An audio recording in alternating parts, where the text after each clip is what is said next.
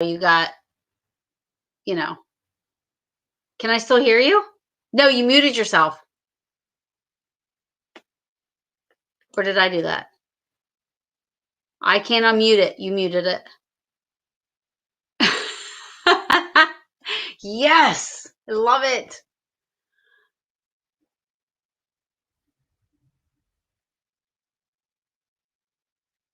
And it's funny because you and I had this conversation. I know you can't say anything or nobody can hear you at the moment.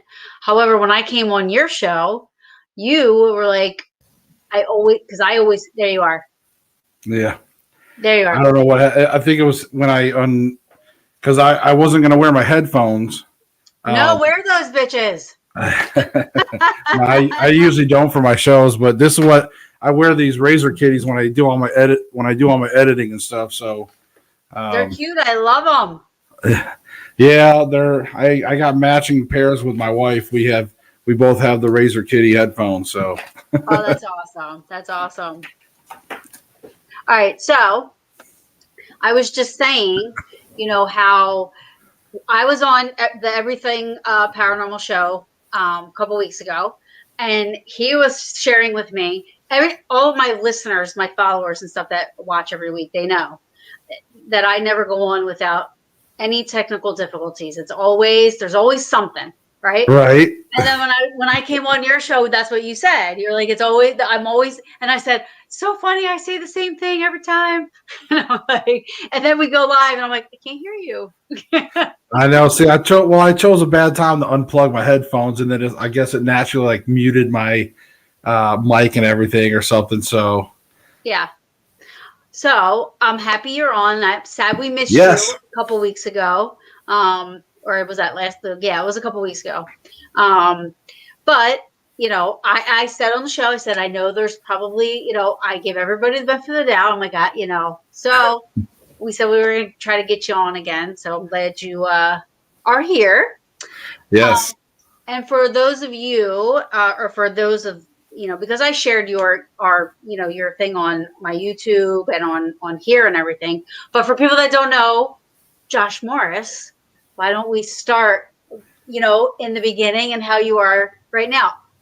Okay. So I got involved in paranormal, I guess, when I was a teenager, but I started having experiences when I was a kid. And then I really didn't officially get involved till the very early 2000s. And when I had met my wife that I'm married to now, we didn't, it was like something we never talked about. She didn't know that I enjoyed, the paranormal stuff, and I didn't know that she did. And then through conversations, just all of a sudden one day, we're like, what? You like that? Oh yeah, you like that? Oh, and then really?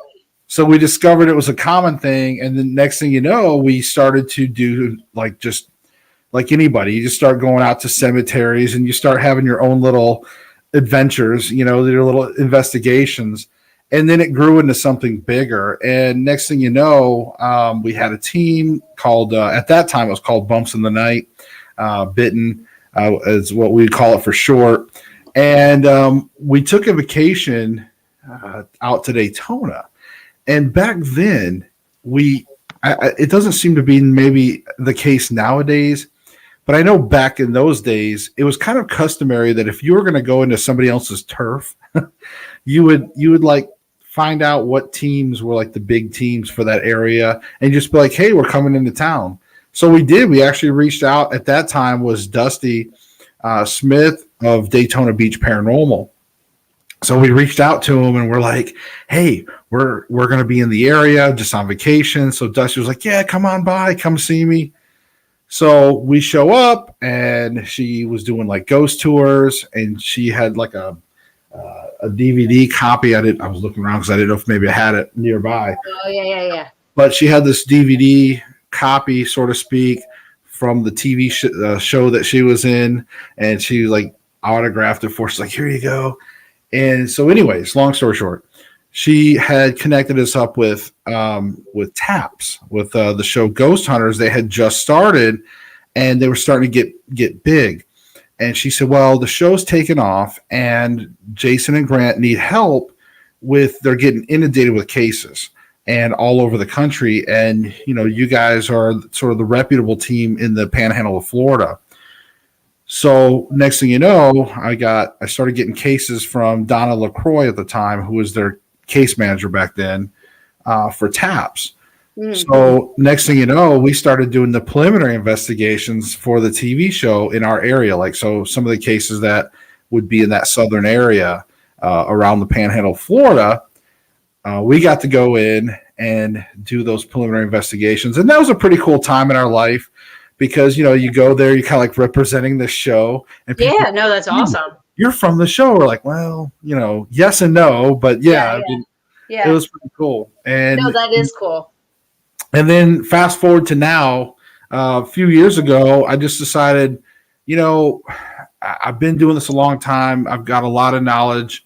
Like my wife and I, like I said, we've been doing it so long, and I wanted to start sharing that knowledge. So I thought, all this YouTube and social media, let me go on, and I'd love to do like a live show and start having some guests on and talk about different paranormal subjects and either be able to share my knowledge, but also to have guests on to tap into their knowledge and just really to spread that around. Yeah. So that's where the Everything Paranormal show was born a couple of years ago. And then it's kind of blossomed, and a lot of things have been happening ever since. I released a book about a year ago, and now we're looking at hopefully launching this series on Paraflix. We just got done filming the first episode, and we're currently in the process of editing. So fun times. That's where we are right now. Well, that's awesome. That's great. I mean, and you're right. It kind of is the same story for everybody. You know what I mean? Like, and mine's the same thing. And why I'm doing this is kind of the same reason. Ghost hunters. I grew up when I got into the paranormal is when they were starting. So I faithfully watched that show. So Jason and Grant. Now I know all those guys now, you know what I mean? Like, I know the only one I haven't met is Jason, which I will this weekend. He'll be at Phenomenology, but like, they were icons to me, you know what I mean? So, I mean, that's gotta be cool, especially at that time when it's just, they were just automatically, they came on TV and everybody was like, whoa, these guys are cool, and right. Kind of blossomed from there. There are a couple questions, so let me just. Sure, I'm ready for all of them. Looks like Darren is really hitting up some questions. He's very curious. What's going on, everybody? Darren, all right. So, you want me to read it? What is your greatest fear of the paranormal? Humans. That is so true. So true. Okay, so I agree with that one. Quick story. I've been in a lot of different situations, and if one of the recent investigations I did was I spent like 10 minutes in the dark in a basement that was used as a temporary morgue. It dates all the way back to the Revolutionary War. There's just a lot of creepy factors to this. And I was completely in the dark for like 10 minutes with just a night vision camera, and nothing happened. Very, very scary, but nothing happened. And I've been in those type of situations. I guess that's the point. And so I don't tend to fear too much in paranormal. I'm always fascinated by it. But I think I fear more of being in an abandoned place, a creepy place, and then people sneak in, and you don't. That's why I said humans, because that's the fear factor of.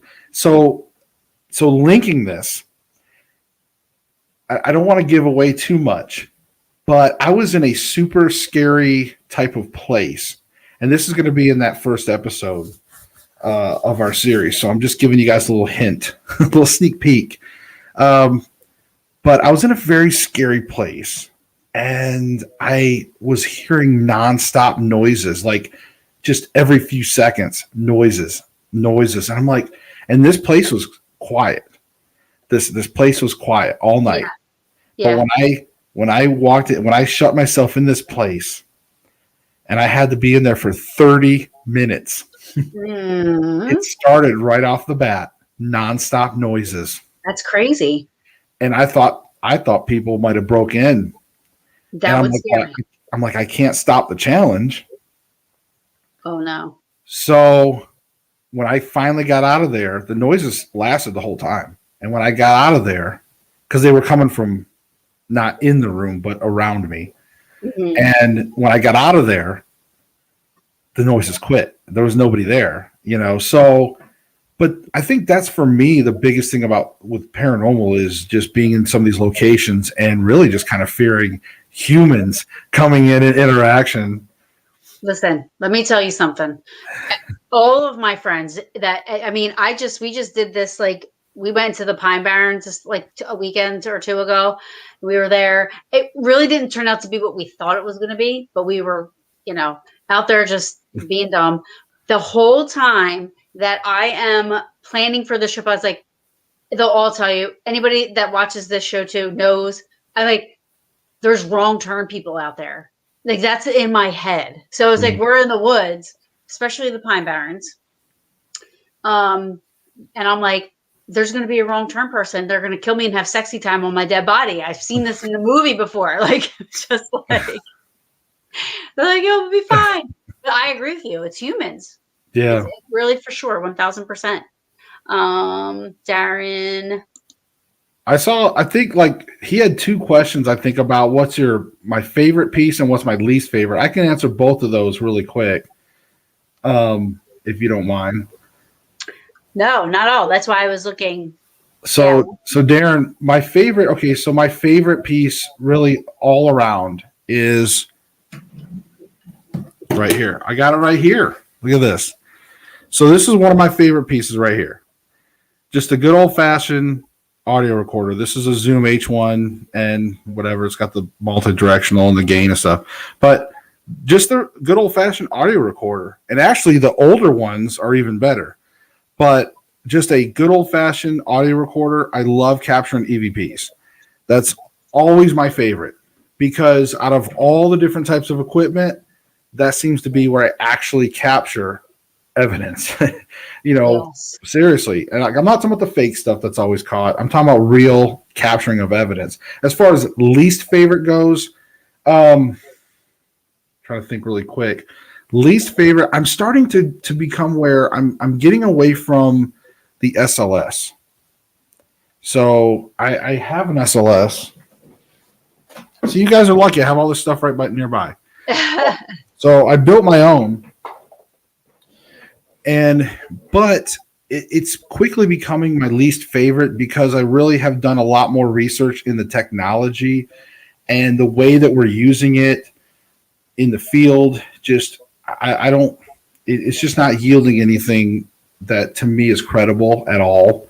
So I'm starting to really get away from the SLS camera. Yeah. Yes. What are your views on sleep paralysis and shadow people together? Well, sleep paralysis, I haven't always had a lot of cases with sleep paralysis, but it is common. I do get people that come up to me when they find out that I'm into paranormal. Sleep paralysis, I've never personally experienced it. I don't think. I believe I've had some astral projection. Really? A little bit of astral projection. I believe I experienced it once or something. And then as far as and shadow people, sleep paralysis, by the way, if you're experiencing it, and if it's depending on what's accompanying with it, if you're having sleep paralysis and then you're having shadow people above you or sitting on your chest, those are type of things that you're going to want to talk to somebody about and to maybe get somebody to help you. Because that could be something different than just regular sleep paralysis medically or something too. If you're having astral projection along with it, again, these are different things. You're going to want to really specify if you're personally having that. I just wanted to throw that out there. As far as shadow people, again, there seems to be a couple different types of shadow people. One common is the ones that peak, that kind of pace and peak. Those are the ones that like is pretty cool. Like I've captured one time, I think, on video where it was blocking out the light, kind of peeking around an aisle, and like my wife and the owner was sitting like on a couch down the aisle, and then like they all could see it. We all could see it, and that was cool. So it was an experience. But then there's some other shadow people that tend to hover over people at night or sit on their chest, like the ones that kind of suffocate people. And again, those tend to be a little more negative. So you're going to want to reach out if you're experiencing those. That only happened to me once. I was younger, and I instinctively, I had my dog sitting next to me on the bed, or I was sleeping. She woke me up because she was a big German Shepherd. She literally jumped over me out of bed and was like growling. And I was looking at her at first. And then I turned around, I look up and I saw, I don't know what it was because it was so quick, but there was something above me. And I was like, ah! I kicked up and like jumped up out of bed. I was ready to, and then I was like, what the hell was that? It only happened once, Oh, crazy. Yeah, the shadow people can be scary for people depending on the types that you run into. That's what I've kind of noticed over the years. Yeah. I mean, this was way before I was into the paranormal. You know what I mean? So I was afraid of that shit. I was like, nope. I've only personally experienced like the peekers. My hair is falling down, but I've only experienced like the peekers, like mostly. But personally, I've never had them where I've like woke up and had them on my chest or whatnot. But I've always tend to protect myself real well. That's also why I have my crystal and stuff. I've got it programmed for protection and also for communicate. Like it allows me to communicate, but also protection. For sure. That only happened to me once, and it was hovering, and it was literally 3 seconds because as soon as I saw, I threw my foot up and it was gone. Like I freaked out. Where are we at? Rachel, where was her question?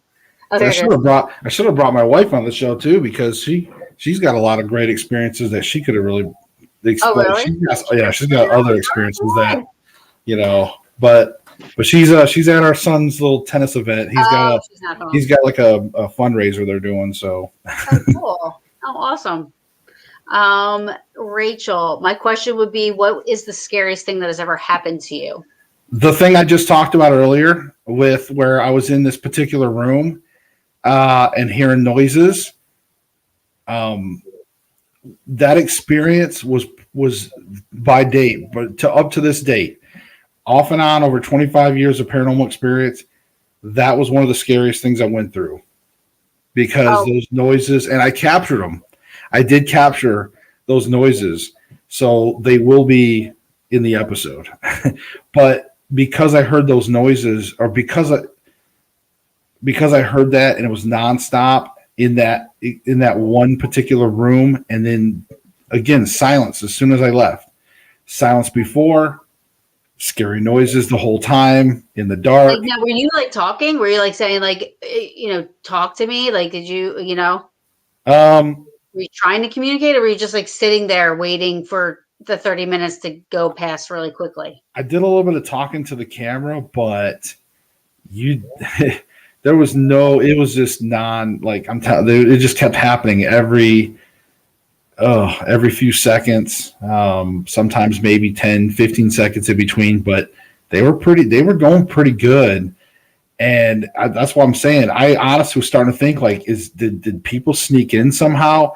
And it's the type of place, I can't go into detail just yet, right. But it's the type of place that you could, I would think you would be able to tell if somebody broke in because I was locked in. Right.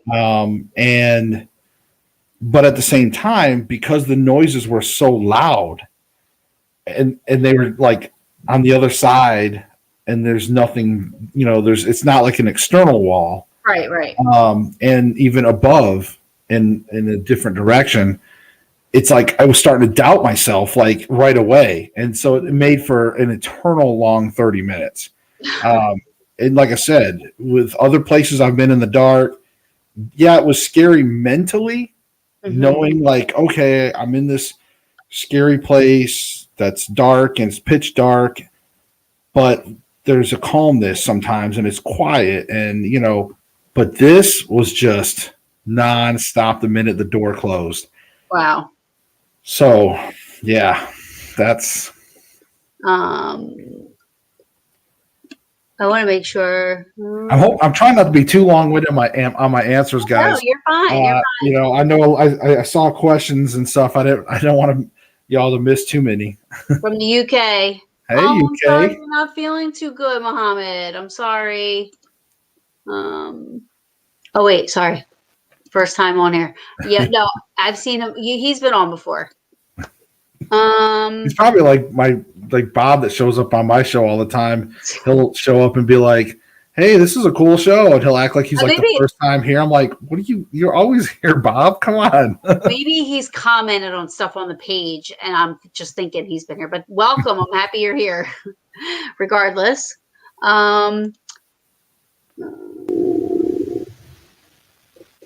I've never investigated with a shaman, so I have no idea. But wait, I skipped a couple. Hold on. Wait a minute. Sorry. Here. What are your views on the Amityville Horror House? I've never personally been there. I've looked at it. I've looked at the case. I've been to like a lot of stuff in the South, like St. Augustine Lighthouse, and I've been to a lot of residential homes, of course, some different businesses, hotels, stuff like that. Some places I can't even talk about anymore because of the clients. But Amityville Horror House or the Amityville Horror, I know it was tragic. I know that what happened was tragic. As far as the actual motivations, I know you have the Hollywood versions, and then if you do some of the reading, it's really hard to say because there is things to me that lead almost to like a possession or like a demonic influence. But at the same time, there was some troubles in the home. I don't know. It's always been a little odd. It's always just been a little odd. So I wouldn't mind going there, but I don't. I honestly like. There was one phenomenology where Christopher Lutz was at. He's now Quarantino, and I think it was right after his mom passed away, a couple years, give or take. And now he wrote that book. And, in that book, he explains what you're saying, that, yes, these horrible deaths happened there. We moved in, and my stepfather is like down in the basement drawing pentagons and, doing Satan, or, trying to conjure up stuff, So if anything was remotely there that could be possibly evil, he kind of exasperated it or brought it out, right. because you do hear of the people that live there now, they'll say that nothing happens, yeah. So, his story is very interesting, whether it's, who knows, but I mean, like, he was very convincing, I'll tell you, having the conversation with him, at Phenom, but, it's an interesting story for sure. Yeah. Oh yeah. My question, this is from Betsy, do you ever wonder if you might bring anything home with you, or have you ever brought anything back with you? Do I ever wonder? Yes. And have I? Yes. So yes and yes. I guess you learn in time as you gain experience, but you can't perfectly defend yourself all the time. You try to, and that's something I always tell people all the time. Again, this crystal is very important to me because this is one of the things to help me whenever I go to investigations, things like that. Now, I have, again, opening and closing rituals that I personally like to use. I like to open sessions. I like to close sessions. When I go to locations, I open those locations and I try to close those locations. And I try to make sure to defend myself.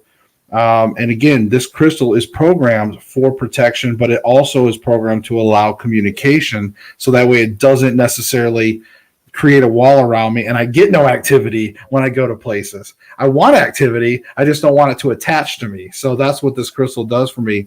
But also And this is another great thing about having a wife or a spouse or a partner that can help you with this stuff too, because my wife is very adamant about not bringing anything home with me when it comes to any kind of spirits and things like that. If I go alone, if we go together, again, we it just depends, but we always work hard to try to make sure to leave everything wherever we go. But has something came home before? Yes, we start noticing some things around the house. That's when we start, breaking out, and we have a session, and that's when we, basically evict whatever comes home with us. Yeah. And Bill, the crystal's a clear quartz. um, If you come across a full body apparition, who would you want to be, and what would you say? who would you want it to be? So I guess if you Oh, had anybody, if you were able to communicate with anybody. uh, if it's anybody, I mean, I guess maybe I'd be boring. I don't think I would want to talk to any like celebrity thing. Probably like my great grandmother. I think it'd be cool. I do miss her a little bit. She was all a little cranky when I was younger, but at the same time, I think it'd be kind of cool to talk to her. Maybe more as an adult, and like in the afterlife, she came up to me. Yeah, mine would be my dad for sure. Oh, I just read that. Sorry. Sorry. I feel like I missed one. What was that one I had on? He said earlier. Oh, the shaman one. Oh yeah, what are views on shamans and what they bring to an investigation? Um, Now, are you also including psychics in this, or like are you kind of lumping everybody into this, like people of that type, shamans, psychics, clairvoyants? Because I can tell you, it's nice to have that, but it depends on how you want to approach an investigation. Let's put it that way. If you're a scientific type of person and you want, He said yes. if you want by the book, yes. So yeah, if you lump all that, if you want that now, if you include those in your investigation, what I would recommend is, so for example, like if you have a psychic, you want to make sure you can have validation. Validation is key in paranormal. Um, and this is also, if you get into the question that Darren has about the Estes method, again, anytime you can have validation. So if you can eliminate certain factors and validate other things, that's a good thing. So it's not negative. Do I always believe in every psychic and shaman and everybody that can do mystical things? No, I don't. I've been around different psychics, and for the most part, not to offend anybody out there, but for the most part, I haven't come across too many good psychics. Mm-hmm. It just tends to work out that way. But, work with them. If you have them at your disposal, if you know somebody, I say that's awesome. Yeah. Bring them to the investigation. And, if you want to keep them separate, let them do something separate and then validate it later. That's my boo right there. She's a really good one. Right. We should have her on. Again, and I'm not trying to knock the community, because again, I've been involved in this community, for as long as I have. It's just that in my personal experience, there's not many I've personally come across that's really, proved to work out pretty well. And I'm not the type of person to go up to and be like, okay, you're a psychic, so prove to me. I don't do that. I'm very professional.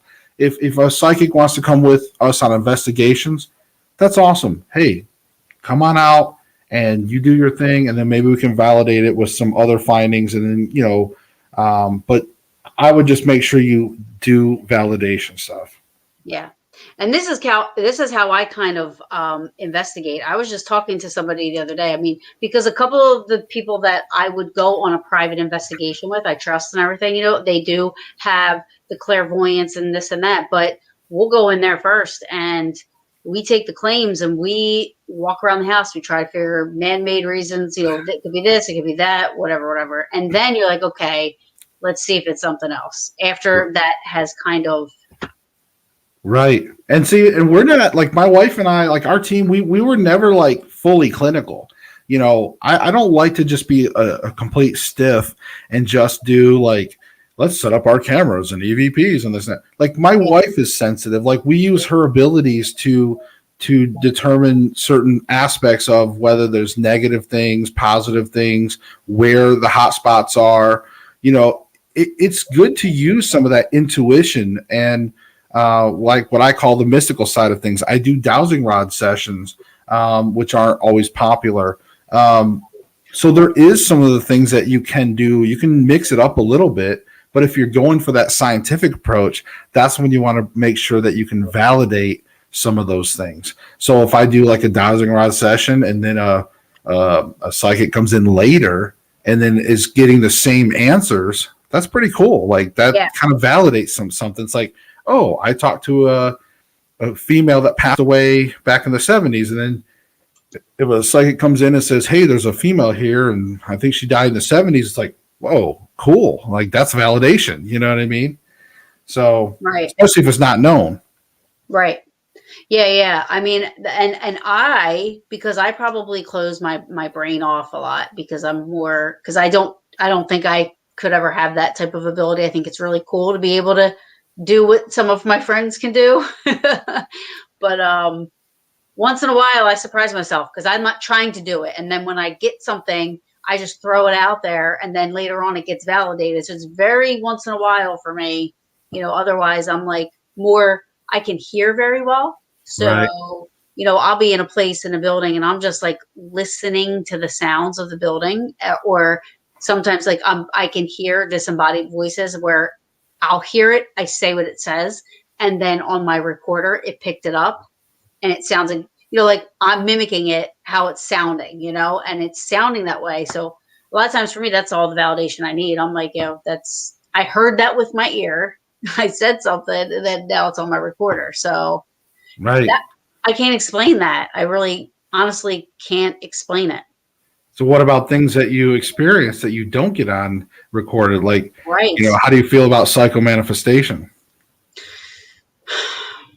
Is it a possibility?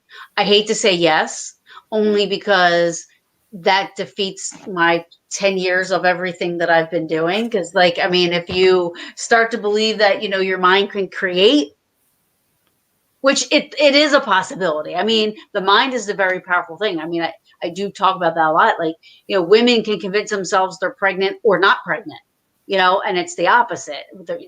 Your mind is very powerful, and people don't realize how powerful the mind is. So, I've actually experimented once with the Ouija board, actually, because, and this was when I was way younger, but I was like, I wonder if, and I said this to myself because I'm like, I wonder if I say the same thing over and over and over again in my head, me putting that out, that like me thinking that, is it going to make it say that word? Right.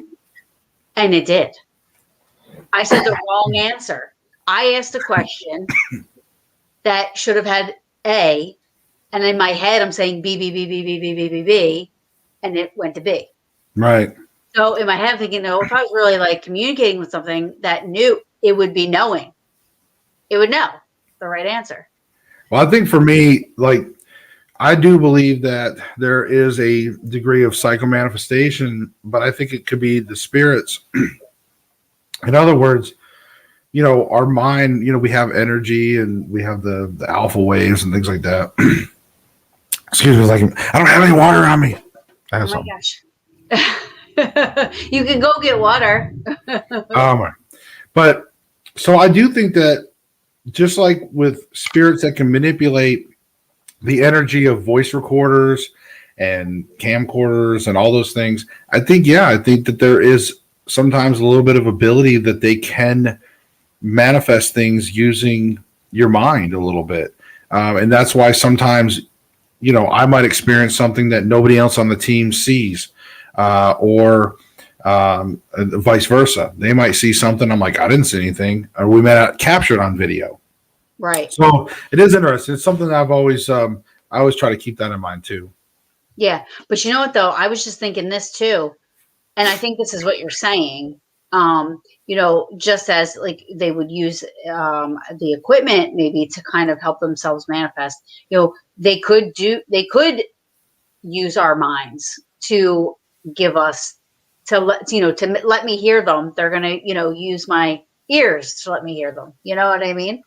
Right. That makes sense. I don't know if that makes sense. I'm trying to explain it without Right. not knowing how to explain it. No, I got you. Let me see. There was a couple of things here. I know I see one question that I'm excited for. Oh wait, but Muhammad Muhammad, you asked if you could ask a question, but you never asked. So, yes, you can ask your question because just type it whatever you want to say or not say. Portals. Yes. So portals, absolutely, and portals do exist. And if you, I don't know, for those of you out there that if you want to learn more about portals, get into some of your ancient scriptures as well. Portals were mentioned even in the Bible, also in the Book of Enoch. There's multiple references to portals. So they are out there and they are used for travel among the supernatural community, so to speak. Angels, if you're a believer of angels, which I am, the angels use portals to travel, but they are there. So I'm 100% for portals. Yeah, I see. Now I'm not sure. I don't know why. I'm not sure.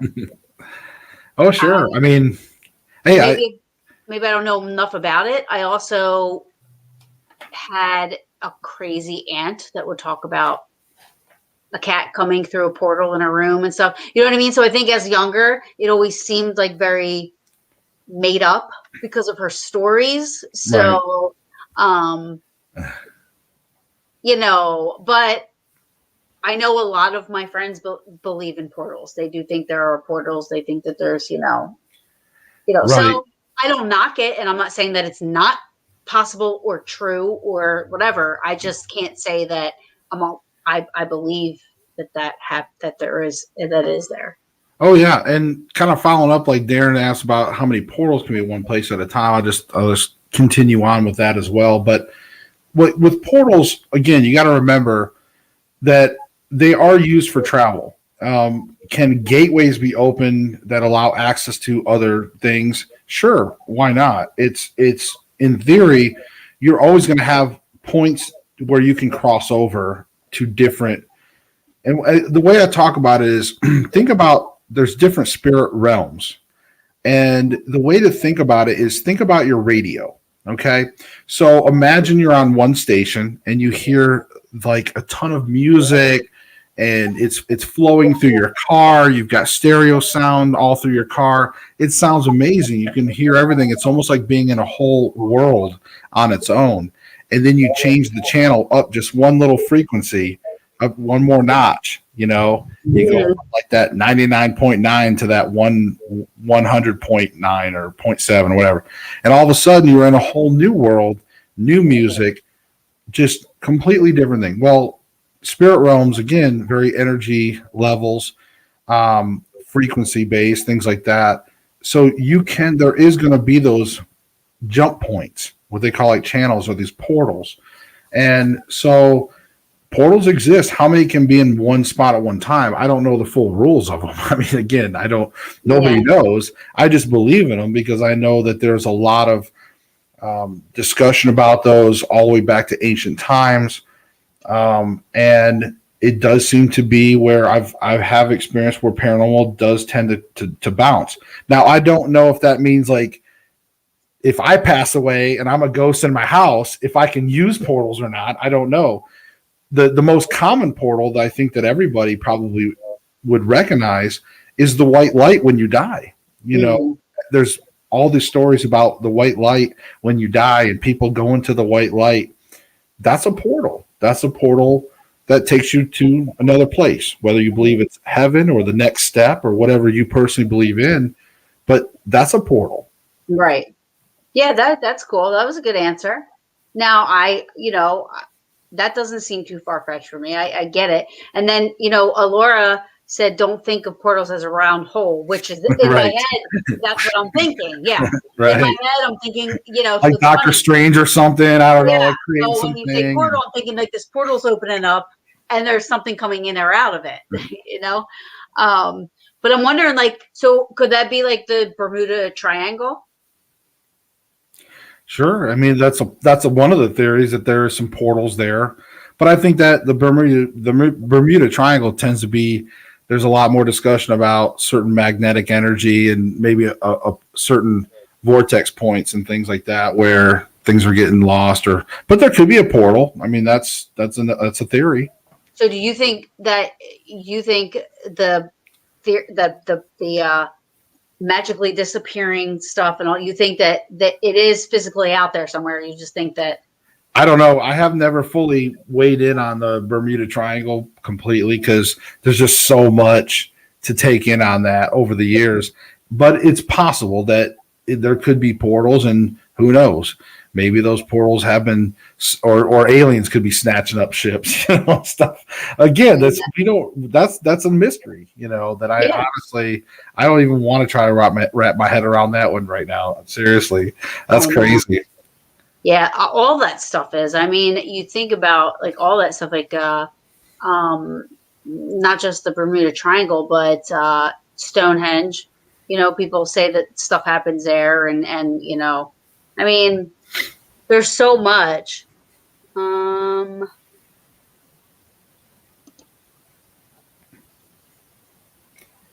oh, Orbs. Have you come across with two different colors, with different personalities, and they merge together and change vibe and person? Okay, so orbs. I'm just gonna say this. I'm not a big orb person. me Sorry. either. No, me either. It's just that it's not that I'm saying they don't exist. I think that there is certain. I think you can see spirit orbs, but there's just so many out there that is just camera issues, dust issues, bugs, dust. The refractions and the quality of lenses. There's so much to know about lenses themselves and how they interact with light, with camera lenses, stuff like that. And it's just so hard to truly, even if you capture and what you think is an orb, it's so hard to actually classify it as an orb. It really is. So I tend to just, even if you had a real orb, it's kind of hard to be like, hey, look, I got a real orb. And like, And not, yeah. it's kind of hard to get excited behind that. It's like, so I just tend to I've always look at them and depending on the situation, I'll look at them, but I don't tend to really get too excited about them, if that makes sense. Yeah, no, I think I just don't even if I have, it's hard when people ask you about stuff like that because you have to be very careful of how you answer those picture questions. Well, Um, yeah, there's some people that are just like die hard orbs like all the time. They're like, look at the orbs, and like I've seen people fill up their whole websites like paranormal investigation teams. Like most of wow. their website, I think when Terry Lynn and I met Dusty the first time, she's done passed away by the way. So Oh, I'm God sorry. bless her. But when we first met her, like her and her teams had like tons of like orbs and like smoky mist and stuff, which a lot of it most of them smoked, and like Right. I could recreate it, but I mean I just again I'm sorry for those orb people. Oh no, yeah. He said it. Oh, thank you, Bill. Appreciate it. Yeah. I I don't. I'm the same way, and I tell people all the time, like, doesn't mean that that's spirit. It could be just a ball of energy. Like we don't even know. There's nothing really to it. Um, I mean, I know people that have seen them with their bare eyes. Yeah. I've never seen one with my bare eyes, but also I don't think any of those pictures that you get with and people are like, oh, if you zoom in, there's a face in it. I just think that's just, pareidolia or whatever you call that, where you're just thinking you're seeing it. I just don't, there's no weight in that kind of stuff.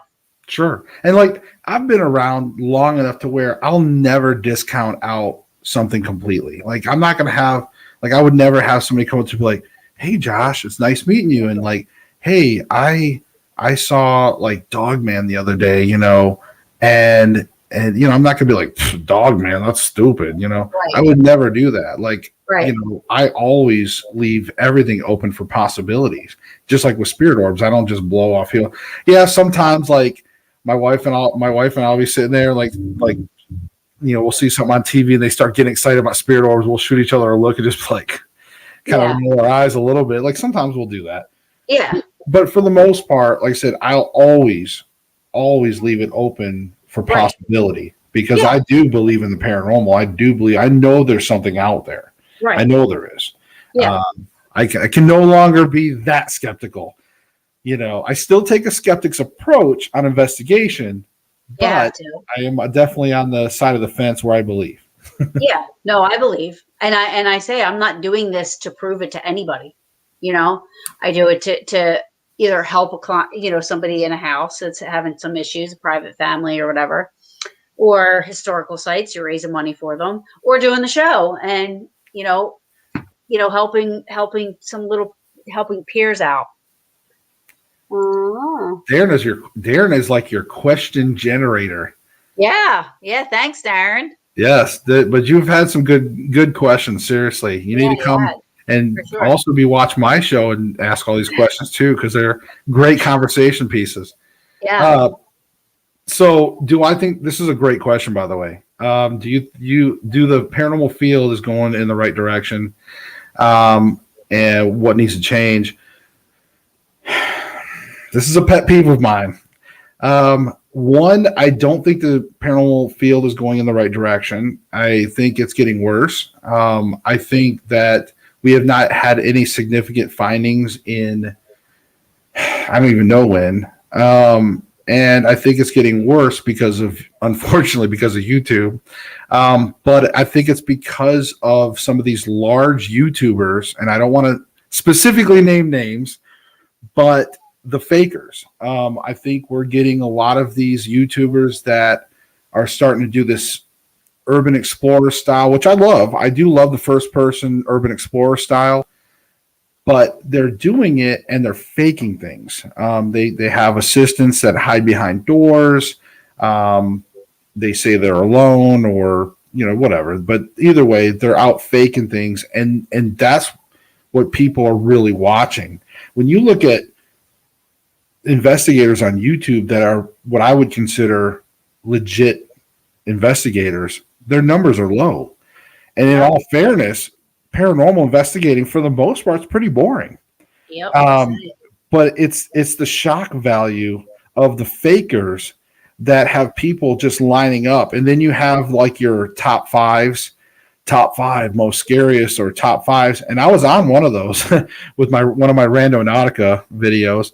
But even the top 5 and the top 10s, they sort of just exacerbate it, right? They just kind of blow it up, and it just makes it even that much, worse in a way, because so much of that is faked content. And if anybody that's ever edited with like Adobe Premiere and used After Effects and things like that, a lot of those effects can easily be achieved, and people fall for it so easily. Yep. What needs to change, unfortunately, I don't think the paranormal industry is going to change in that sense. It's always going to have its entertainment. I just think there is some things that I think we could make some progress on data-wise, but it's going to have to be something huge. I know something that needs to happen, but I can't talk about it right now. But yes, something needs to happen. Yeah. Sure. Well, I think though that what you and I do by having a show and by really like exposing what it really is to be a paranormal investigator, or the things that, that are out there, the research and this and that, not, the kill Zacks every week. You know what I mean? And right. No disrespect to anybody. I'm just using that as an example. that's not what it's about, because I feel like the shows have made it very gimmicky, and that's not what it is. Sorry. Right. Hold on, let me shut my door. That's all right. Every week, Well, every week. and that's what I think that when you guys watch, like when you first watched Taps, so I'm just going to go back to Jason and Grant. Yeah. Because that's my roots, right? When we first started, one of the things that my wife and I loved about them, and that why we got involved with them, is because in the beginning, and I'm not talking about later seasons, I'm talking about in the very beginning, when you first watch like the first season, second season, maybe third season, I don't know, maybe not, but when you watch those first couple seasons, they really were going in and trying to do an honest effort of debunking things. They didn't always find places to be haunted. They did more residential shows in there. A lot of times you'd only have maybe one EVP or just a couple little things caught, but they would edit the show and make it exciting, for the most part. So it even though it was still television, it at least was a better version of a reality, I guess. Then things kind of changed in the world of TV, and everything started becoming more shock value, more acting, more dramatics, right? And I'm believe it or not, I'm not against it. I'm not really against the entertainment part of it. I'm filming a series. It's going to have a little bit of dramatics. Is it going to have fake paranormal? No. That's one thing I will never do. I will never fake paranormal. So entertainment wise, reacting to things, sure. Dramatics, I don't mind that. Right. But again, when you see the originality of like Taps, and that's why people loved them, because they really were trying to debunk things and stuff. As the seasons progressed, I don't really want to get into that, but yes. So anyways, there you go. I hope that answered it. Yeah, I mean, I agree. I mean, I still think Ghost Nation. I think Ghost Nation is still a good show. You know what I mean. Like, I still respect their opinions and what they do, Jason. And everything. And even, I mean, but with Ghost Hunters, people in the paranormal field appreciated the show in the beginning, but I had people all around me that weren't in the paranormal, and they're like, they never find anything. Why do you watch that show? It's so boring. Blah, blah, blah. And I'm like, but that's how it is. It's like, that's real. Like, that's as real, like what you said. Like, I mean, that's as close to what we do. Like, you're not going to find, they don't act on cue. So you're not going to find something everywhere. Even if somebody is having experiences legitimately, you go in there, doesn't mean you're going to get any evidence. It's just not always going to happen that way. Like, there's like YouTube channels out there where literally like each episode something gets thrown at the individual almost every time. Like, they're like, oh, like chairs are getting flipped, doors, like cabinets are falling over. I don't know if that's even ever happened to me in 25 years. Ever. It's like if something fell over, it's probably because I accidentally somehow changed the, like you're in an old place and maybe you accidentally knocked something out. But again, with these people, it's like happening regularly. They're having multiple things the entire time. Every episode. There's no way. No, it doesn't happen that way. And like, it says like it doesn't last an hour, go for months. Yeah, I mean, even with especially with private houses. I mean, you could be going out there a couple of times, every other week, or talking to them on the phone. So yeah. Look, when we went, even like a popular episode like St. Augustine Lighthouse, right? Even when we went, it was a joke. And like, it's so funny because like out of the entire investigation at St. Augustine Lighthouse, my wife was sitting in her truck in the rain, and she did an EVP session just because she was bored waiting on me. And when we played it back, that's the one EVP we got from St. Augustine Warehouse, and it was a ghost saying, "Help me get out." So even the ghost wanted to leave. Okay. So it's not as dramatic as they make it out to be. It's for the most part, it's boring. And then, You almost never have anything happen during the investigation, and really the only time it gets exciting is during your boring evidence review, which And you takes get you some good hours and hours and EVPs. hours, and then you hear that one or two EVPs that raises the hair on the back of your neck. That's about it. But it is so worth it, right? You hear Oh, that EVP, you're like, oh, or yeah. you're like, yes.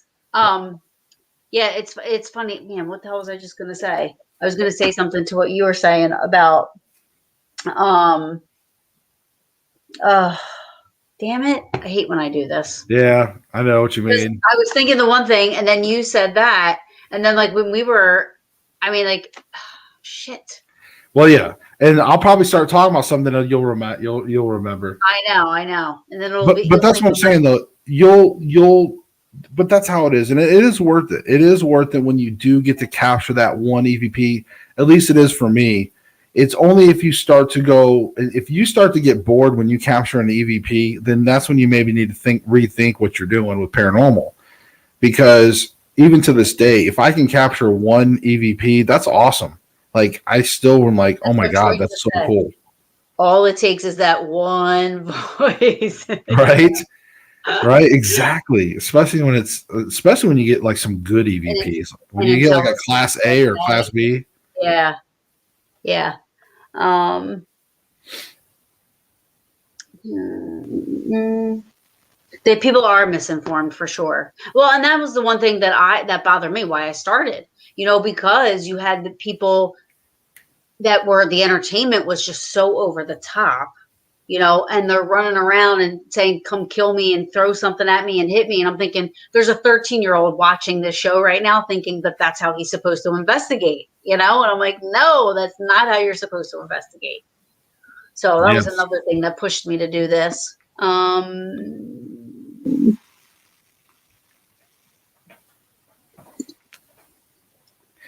Favorite trigger object? No, I don't tend to do a lot of trigger objects to be honest with you because I don't know. I guess it's like I don't do a lot of antagonizing. What do they call it? Like when you're poking the bear, so to Provoking. speak. Mhm. Um, but yeah, I don't tend to do a lot of that. I'm very respectful, so I usually can communicate with ghosts, and once I open up dowsing rod sessions and stuff, they tend to be more active and stuff as well. So I don't tend to use a lot of trigger objects. Mhm. Um, I know what I was going to say. What I was going to say was, And it doesn't mean you shouldn't. By the way, I'm not saying you shouldn't. I'm just saying I personally don't really use them. I've never really had to do that. yeah, Provoke. I don't provoke either. I'm not yeah, a big fan of provoke. yeah. I was going to say that, like a lot of the shows now that go to a lot of these places, we've had people have had the opportunities in our community to investigate, so we've gone to White Hill Mansion so many times, and then it's all of a sudden on Ghost Adventures, and there's something evil there. I'm like, no, there's nothing evil there. Like it's like totally fine. Like and to me, I feel like it gives it a bad name. I don't want people, so I'm like, what are they talking about? We've been there so many times. Like it's totally fine. It's not. So the shows really, that just goes to show you that a lot of times there just are why the negative is more interesting than the positive little Caspers. I have no idea. Drama. It's Yeah. drama. The shock value. Um, Somebody else. Um, Is there a favorite experiment or you want to try? Okay, so real quick. One is I just did something experimental for the first time. I've never seen it done anywhere else. I'm so proud of this. Did I get any results from it? I can't tell you, but it's cool, and I want to do it more. But I did it at this filming of this first episode. I can't talk about, but once it debuts, you guys will see it's a new experiment. I don't think I've seen it done anywhere else. I don't think I have. If it has been done, that's cool. But I haven't seen it really done. I haven't seen it. So that's that. That's one thing. The other thing is, as far as one that I've done that I can talk about, is sort of the Estes method thing. I was with another group. They were doing a dowsing rod session, and they wanted me to be blindfolded with the ear covering headphones, and I had the spirit box. So of course, all I could hear was the going on in my ears, and all I had to do was just whenever I heard a word, I would just say it out loud, so I couldn't see or hear anything. And I know I was in there for a while, and I was saying just whatever, I guess. And then I know at one point I came out of it, and I just look, and everybody had this shocked look on their face, and they're the guys holding the dowsing rods and everything, and I was just like, what? And they're like, dude, this was like amazing. And then so I went back in and I did it again. Apparently, like it really did some awesome things. I apparently talked to the person's spirit guide, like I was saying some things, and I even had an image that was put in my head of a photograph. And when I came out of it, I described this photograph. I'm like, I just picturing this kind of sepia tone, with like an old, almost like World War II time frame, a convertible with a dark-headed woman kind of turning and smiling, and and apparently that picture exists. Really? And it was the guy that was doing the dowser. Apparently, it was like his aunt who had passed away. Oh wow! So I described this photograph. So in a way, it was kind of one of my favorite experiments to be involved in, because again, I was blindfolded, couldn't hear anything, but I had this vision that apparently was like I was able to. And I guess everything I said, and again, I don't know because I didn't hear the other side of it. Right. But right. apparently, and my wife had heard everything, and she was like, "Yeah," like she validated it. So, again, it was, to me, that was one of my favorite experiments. Cool. And that was just a few years ago. Yeah. I did that once. When I was at Wildwood Sanitarium, and apparently my whole body language changed and everything. And I laughed at them apparently in a weird way. So they said it was totally not you, like you totally, like your mannerisms, everything changed, and I didn't remember it. And nothing like that's ever happened to me before. So that was pretty cool. Now, I don't know if it has something to do with that whole sound that's just like, that's all you're hearing for like, and you just kind of, you get wrapped up in it. Who knows? I have no idea, but yeah, it can be scary. Now, I have been, I had one little episode that I will share with you guys, and it's not a real proud moment of mine, but so right before I got this crystal, I had another crystal, and it's important that when you have your crystal, it should call to you, so to speak. You should be able to go, hey, that crystal, I need that. I want that crystal. And so the one I was wearing, I didn't quite have the attachment, that I had with this one. This one, like I said, I built the necklace. I built it into a necklace. But the one I had was like a pre-built necklace or whatever. Anyways, the point is I was wearing it, and we were looking at houses. This was like a year and a half ago, a little over a year and a half ago. We were shopping around for houses, and we went to this older house, and we looked around, toured around, did the whole thing with the realtor, and we were going to another house, and we stopped at the gas station. So my wife dropped me off. I was going to go in and get some drinks for us, but I don't know, somehow like she was going to go park. So she dropped me off and was going to circle around and park because the parking was limited or something like that. I don't know, but I just snapped, and I was like yelling at her, and she was like circling through the parking lot, and my son's in the back seat, and they're circling around, and I'm like yelling at her, and I'm standing there by this door, and she was just like, dude, she's like, your face looks different. Like, you look different. You don't look like you. She's like, you've got something on you right now. So we had to like literally deal with that, and I had to evict whatever person invaded me. And whatever that was, I don't know, but it was crazy. I've never, out of all my years, I've never experienced that either. But somehow I let my guard down. That crystal I was wearing didn't do anything for me. I had my guard down apparently, and but I've never had that happen like that. But my wife she was really scared at that Yeah. moment, and I'm not proud of it. But but once I evicted that person right there, I think I left him at the gas station. But she said it was like an old man. It's like I had this old man, like the way I was standing, I guess, the way my face looked, just this old man mannerisms. She's like, Wow. that wasn't you. Yeah. No, pretty scary. Yeah. Yeah. I mean, and at least it was you were able to deal with it. And that goes back to what you were saying previously, having somebody that's involved in this with you that you trust, that you love, that no matter what's going to have your back, you know what I mean?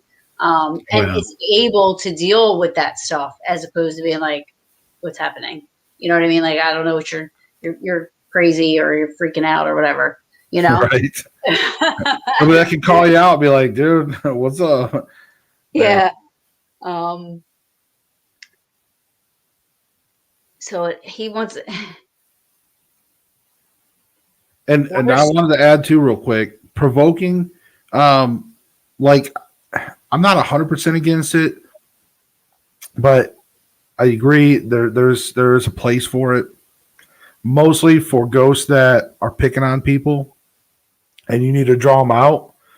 So that could be the only time. Other than that, I mean, I've gone like to Gettysburg and played like the Civil War music, or like Yankee Doodle or whatever, and just to see if I can that time frame of played music or stuff like that to try to maybe get a little bit of interaction with me.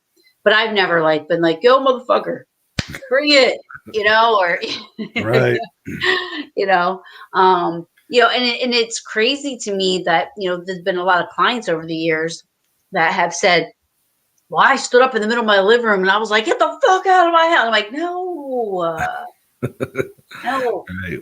Yeah. I mean, yeah, you got to be careful on that because again, you can cause more damage than good.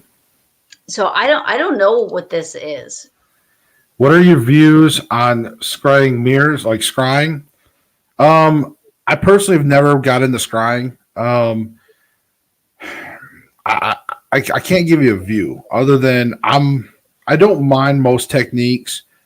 I don't use Ouija boards a lot, like spirit boards, because I don't like them using my hands in a way. Like with dowsing rods, they move the rods. The rods move independently inside of a sleeve that you hold on to. I guess it's kind of nitpicky, but I'm not against spirit boards. It's just a communication tool. I'm just not a big. I just personally don't use those, and like scrying and things like that. I just never personally got into a whole lot of that myself.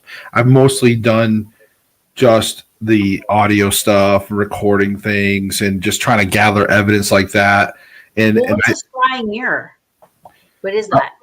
Well, there's some different things that they can do in scrying, and I guess again I don't have a lot of experience with it. I kind of know what it is, but I've never really seen it done.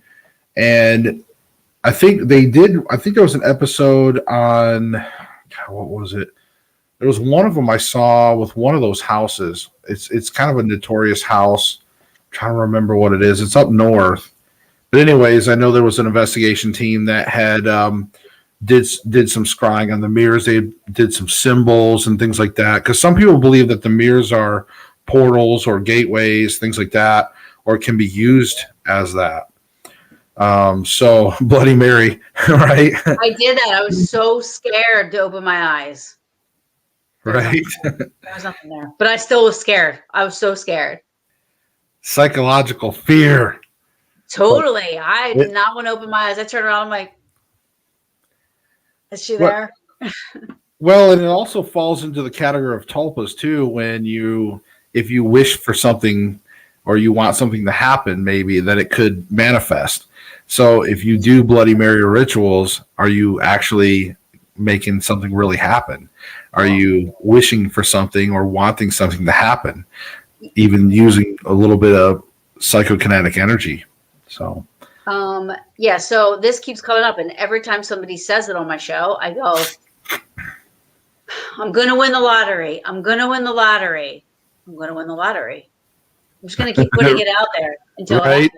I know, happens. unfortunately, that things like that don't work, right? It's always the negative. I Then you end up know. losing money, right?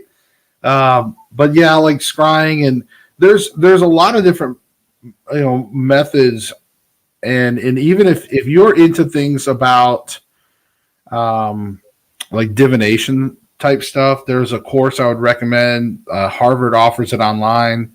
I took it. It's a divination course where it talks about different things through the history where they would even use like sheep entrails all the way back to the Mesopotamians and stuff.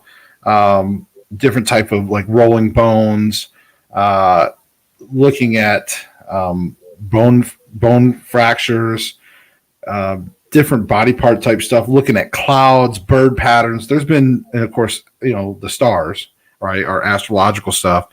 But there's been divination used all throughout to predict the future, see the past, all those type of things. But I would definitely recommend if anybody's wants to know more about divination stuff, definitely check out that course on the Harvard online stuff. That's interesting, Harvard. I had somebody on a couple weeks ago. He's an MD, but he does paranormal stuff, and he was telling me about, I can't remember his school. I don't know if it was Virginia, West Virginia. I can't remember. That studies all this cool kind of stuff. And I reached out to them to come on the show, but he's like, they're really not into the paranormal stuff. And I'm like, yeah, well, I still want to come on and talk about what they do. It's freaking cool, and, but I never heard back from anybody, which he thought I wouldn't. He's like, they think that, the paranormal is, kind of taboo, and they make fun of it, and they, excuse me. But I would love to have one of them on and tell me, because guarantee I have more evidence it exists than they have that it doesn't. But I mean, like they do different stuff. Like they researched. He was saying that they were researching the brain of somebody that claims to be a medium next to somebody that is not. And they like test the the waves activity and everything. Like when a medium is saying that they're connecting with somebody, you know what I mean? And they like, use data and all whatever they is. It's too scientific for me to even begin to, but I think it's cool, that they do that. Right. Yeah. I mean, unfortunately, we're still always going to be labeled in that pseudoscience category. And it's really tough. And this always goes back to even when I believe it was Darren that it's a good chance it was Darren that brought this up, right? So I believe it was when Darren was even asking about the paranormal community and what needs to change. And, sometimes going back, it's hard to get that data because scientists need to have that same, they need to be able to reproduce it over and over and study it. And with paranormal, you can't reproduce it all the time. It doesn't always happen. So therefore, for them, it drives them crazy because they can't prove anything. There's no way to have that fixed variable. They are, it just don't work for them. And they can't comprehend it. And they're anti-God typically. A lot of scientists don't like to, they like to rule out God in that sense. So for them, anything supernatural, it's all lumped together.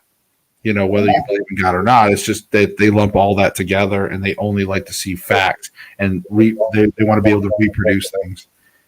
So, it's going to be tough for us in the paranormal world because, again, I could probably go and like say film a full blown apparition in my hallway, and I can put it online and nobody will probably believe me, except for maybe a couple people that know me and be like. That know that you wouldn't. He didn't fake that. That's legit. But everybody else is like, nah, man. There's got to be a way he faked it. We just don't know how he faked it.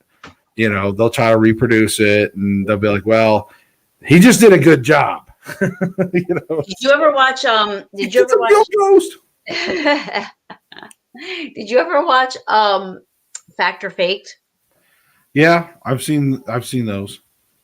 I thought that was a pretty good. I mean, it was the things that Ben did was extreme to reproduce. I don't think the average everyday person would have access to a lot of the things that he had access to be able to create or recreate. But the fact is, he recreated it.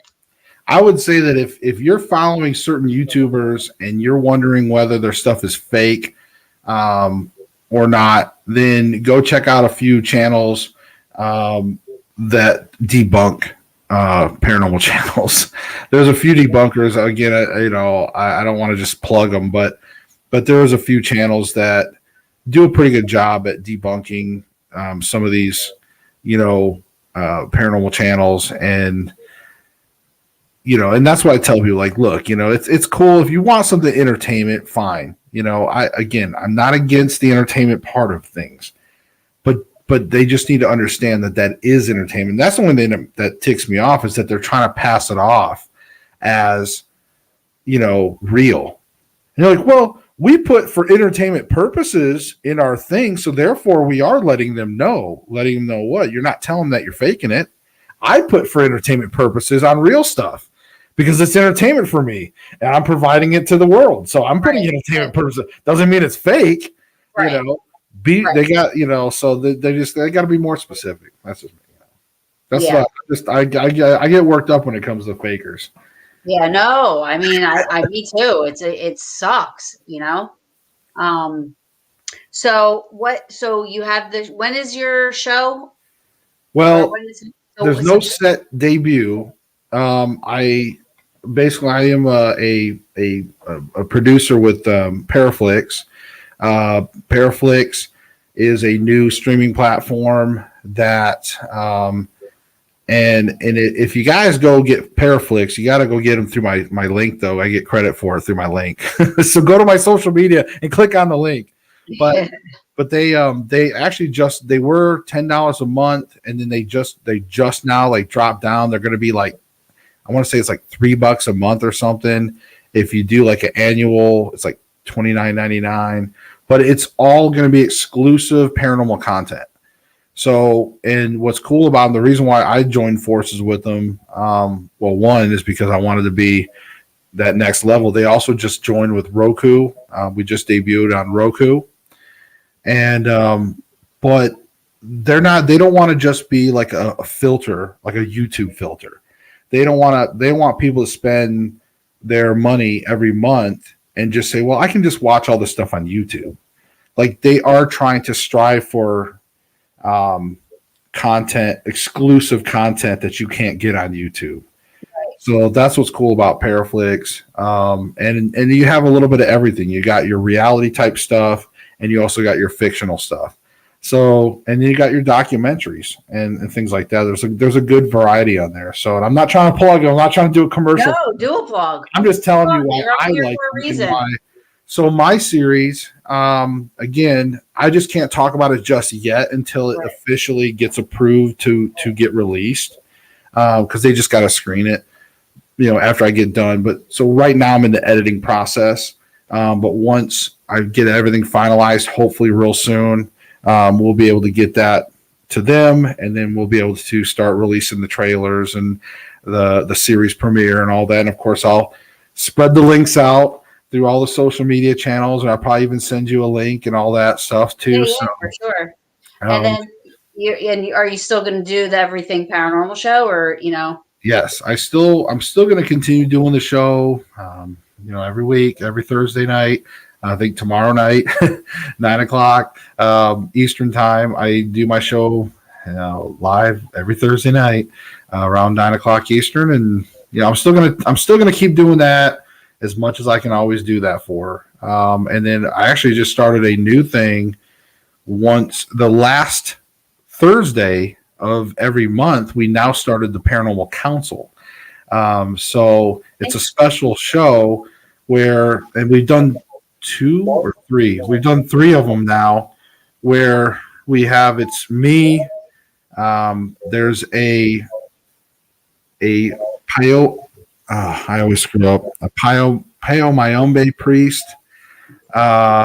who's so basically a guy who's like in New Orleans area that's into like witchcraft type stuff, Really? remote They do it for viewing. one?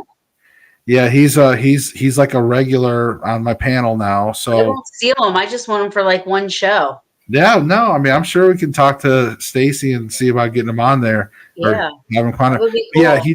he does like remote viewing and all that stuff. And then I've got another guy on another one of the panel members. He writes for Paranormal Underground magazine. He has he's been around. His name's Bob Fountain. He's got a team that they're very by the book, So for those of you that are very technical and like, gadgets and tech and stuff like that, that's what they like to do. They like to do a lot of the tech stuff. He's also some kind of metaphysical priest. And then I actually have a priest also. So our fourth member is Sean Carter, and he's a Baptist priest who also helps with paranormal. He's kind of like the cool version of like a Baptist priest. Right, Where, right, a lot of the church kind of turns their back on paranormal stuff. He likes to help. And right. he also studies a lot of cultures and stuff. So it's a really diverse panel of Wow, us. that's And awesome. so we do that once a month, the last Thursday of every month, and where we talk about different topics. So it's pretty cool to kind of see like everybody's take on a certain thing, like a Yeah, certain topic. So that's cool. I'll have to check that out. yeah, absolutely. That So, sounds and awesome. maybe we always try to have like, and I always look for backup people too. Like if one of them can't make it, like unfortunately we did have Sean couldn't make it at the last episode, like at the last minute, so I didn't get a chance to replace him. But sometimes we'll have some fill-in people too. So, Yeah, um, so it'll be cool if you guys. But that's what I always hit. That's pretty much what I've got going on all the yeah, time. yeah, yeah, yeah. No, yeah, and it is cool. I like doing this. This is my favorite. I love doing my show. I love it. I love Well, that's the having thing. I guests didn't on. want to give up my show because that's fun. That's like where you get to Yeah, just talk and have fun. And I love my chat, just like with you guys, like your chat. Like when they came to the show, I love having the people in the chat because I love like the questions, yeah, the stuff they ask because that's what they want to know. Like that's what people want to know is like, dude, like you've been around. What's your experiences? What have you learned? What have you seen? What do you right, like to use? And I right. love passing that on. That was the whole purpose of the show. Yeah, So. absolutely. Yes. Well, I appreciate. Oh, yes, please. No, I gotta plug it because it's my book. No, And I no, don't, plug it. but yeah, you guys can find this on Amazon. My Paranormal: A Guide to the Spirit Realms. So I had to plug that, and it's a legit book, legit, even with the back, the photo. Now, is that your personal experiences, or other people's that you've written about? No, it's so the book basically will go from the first kind of like third ish, quarter ish, or whatever is kind of like the important moments from childhood up until recently. Some of the important moments in my life that kind of led me to where I am with paranormal, just experiences and things like that. So there's some stories. The first time I ever seen an apparition as a teenager, because I've only actually really seen a ghost like a couple times in my whole life. As far as an actual like ghost, Right, right.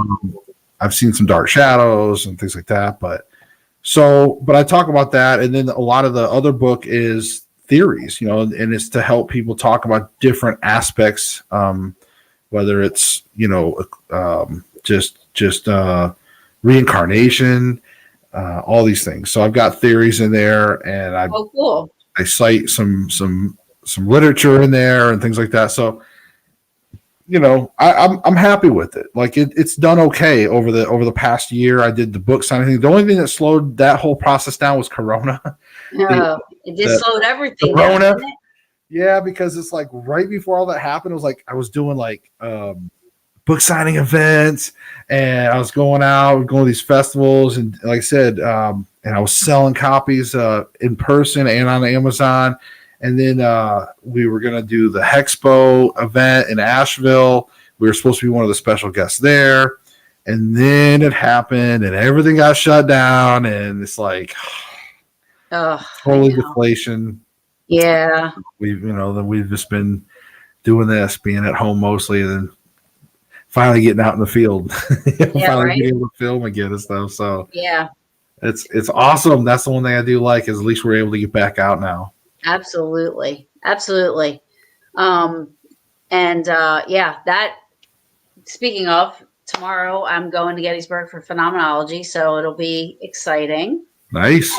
Yeah, yeah, that was pushed back last year a couple of times. So tomorrow, I'll be heading there and excited about it for I need sure. to probably do more conventions. That's one thing I've always avoided, and I really probably should because unfortunately that's where a lot of people network and Yeah, we'll it's meet each cool. other and stuff. And I've always avoided. I've always just been kind of in the background doing my thing, and No, I love it. I love it because of the parties. There's the parties are fun, So and then seeing everybody, But yeah, yeah, my it's wife and I we actually sat down like when we were doing the book signing stuff. My wife and I actually sat down and was like looking at we like pulled up a bunch of different like conventions and we were going to book some of them and go to some of them and again we were starting to do some of that. But again, when everything got shut down, it was like so I'll get out there soon. yeah, you need to. It'll be fun. Um, well, with that, I will say good night, and I thank you for coming on. Thank you for sharing. And Darren, he left already. He said good night, but Yes, good man, night, Darren. he was just like busting all the questions out. I know that's Um, awesome. Thank you. We're getting a lot of compliments. Everybody's saying great show, great show. Thank you guys. I love you Thank you guys. guys. No, I really appreciate you guys making a home for me here tonight, and Absolutely. great comments from everybody. I've been kind of keeping an eye. That's why I keep looking over to the side. I've been looking at the comments too. So you guys have been amazing, wonderful. I really appreciate you having me on. No, thanks for coming on. Thank you. Thank you. I know you're busy, and so I appreciate your time. And hopefully I can have you back on again after your show comes out. And um, Yes, when it debuts, you guys we can talk about it. yeah, We then can we can talk talk about it. about Some it. cool. There's a couple cool things I really want to talk about. Like, Oh, I know that sucks. Yeah. All righty. But yeah, you'll have to come back on. But I thank you so much. Thank you. Thank you. yes, maybe I can get my wife. I can convince her to come on with me so she can Yeah. share some of her cool stories. Oh, absolutely. Yes, She's got definitely. some really cool adventures. Yeah. We'd love to hear about them for sure. All right. Good night. Good night.